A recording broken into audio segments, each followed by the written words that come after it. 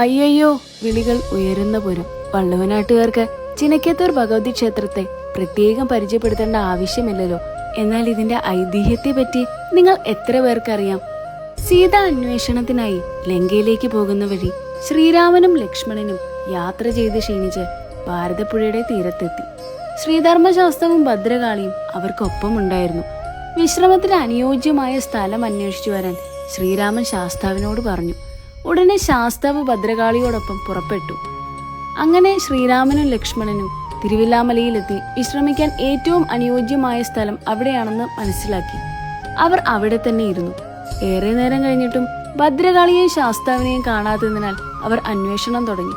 അന്വേഷണത്തിനൊടുവിൽ തിരുവില്ലാമലയിൽ വെച്ച് തന്നെ ശാസ്താവിനെ കാണുകയും കാലിൽ പൂണ്ട ശ്രീരാമൻ ശാസ്താവിനെ 50 അടി പടുകുഴിയിലേക്ക് ചവിട്ടി താഴ്ത്തുകയും ചെയ്തു.